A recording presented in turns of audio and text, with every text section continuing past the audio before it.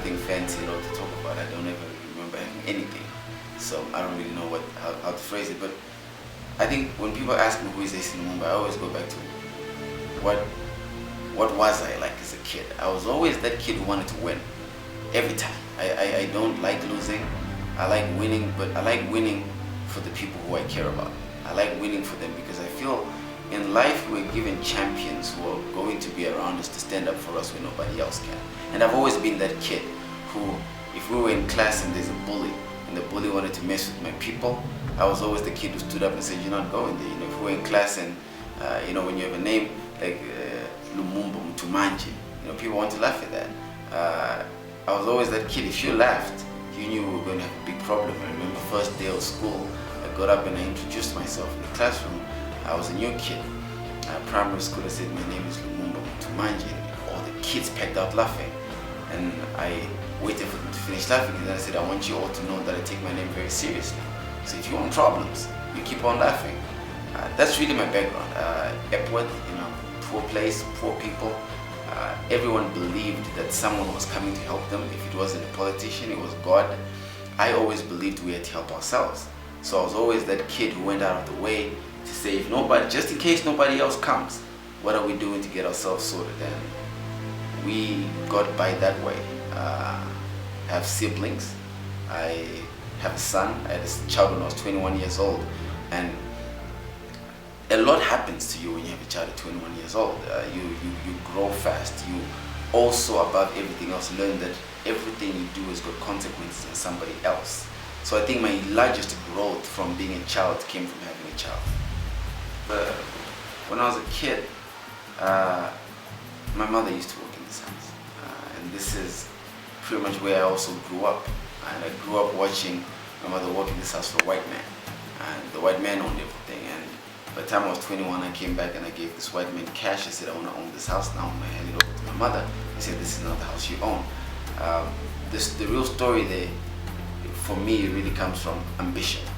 There was nothing more ambitious to me than the idea that one day I can come and take that which was designed to destroy us, so which was designed to keep us in cuffs, and it can become ours. At some point I'll take you around the house, a pretty massive house. And at 21, I was able to get it and give it to my mother. And there's no greater gift anyone in our generation can give to their parents than those kids to say, "Mama, you don't have to work again. I'm going to look after you." So that's the story of this house. I grew up a poor kid. I was so poor that the house we lived in was maybe a 4x4 squatter. When I grew up in Epworth, Epworth was still a squatter camp.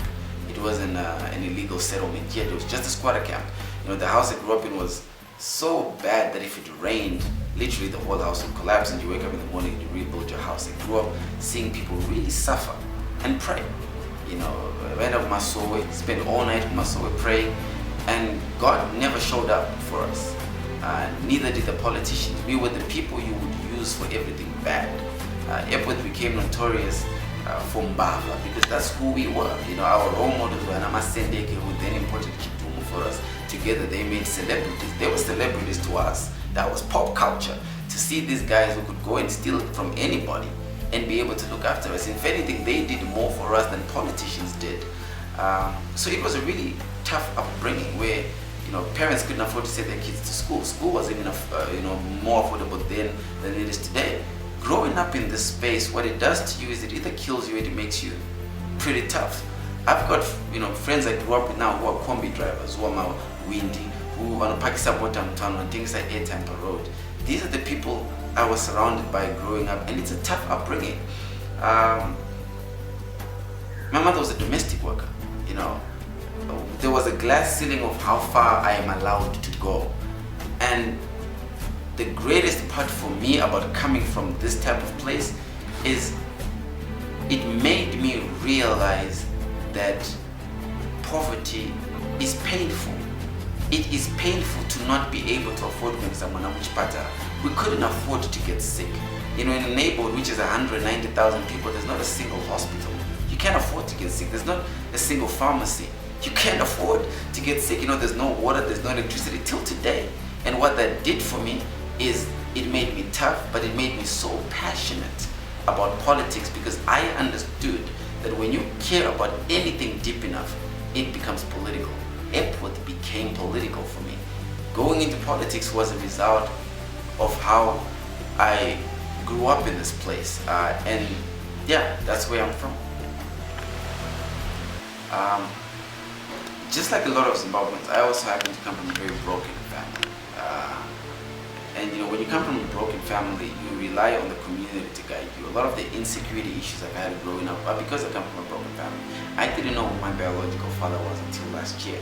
So the first time I got to learn who my biological father was doing. And you know, to learn is actually a very esteemed man who has done well for himself, but not for me or for my mother. And that's tough. You know, I have a very sweet mother, you know, who, just like any mother in this country, all she wants is the best for her kids. And all she's asking for from this country is an opportunity and a chance to work so she can look after those kids. Unfortunately for her, she was never dealt a good card. But I've always said, this is what I don't understand. I've always said this to my siblings. I have about 5 other siblings from my mom's side. I've got like 12 from my father. I've always said, I don't understand how one woman could look after 5, 6 kids until we got to where we got to. But yet 6 kids fail to look after one woman. It defies logic for me. So everything I've then done for her is because it comes from that spirit of saying, if this one woman could have done this for all of us, surely all of us can do the same thing for her. But I also, speaking of family, I also have a son. He's 7 years old. His name is Christian. Man, I love him. You know, to me, he is the reason I feel it is important to fight. If I died today, he would say I was a failure because I saw a storm coming his way and I didn't stop it. The reason I am happy to set up my own political movement now is I'm doing it for him. Maybe I won't enjoy the benefits of this country's wealth, but at least let him have a chance to. While Chinamasa is trying to get us into $11 billion of debt that our children will have to pay, they won't have to pay it, we don't have to pay it, our children will have to pay this debt.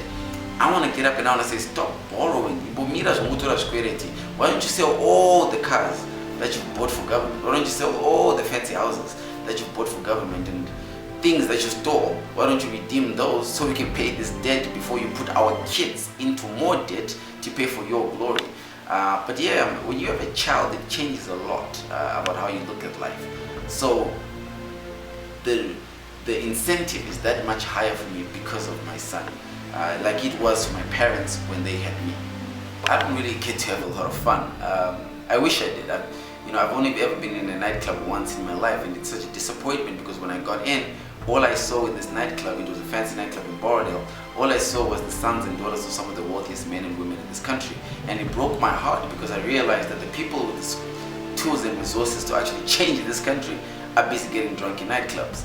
I don't go to nightclubs, I don't like dancing, and I don't drink or smoke.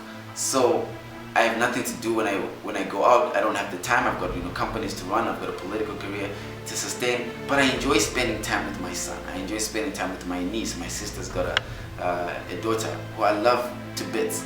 I enjoy spending time around children because for me, it's the only time I get to be young. I feel as if my childhood was stolen from me.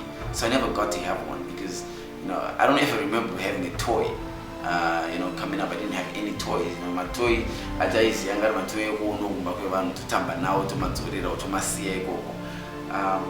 that's when I get to relax the most.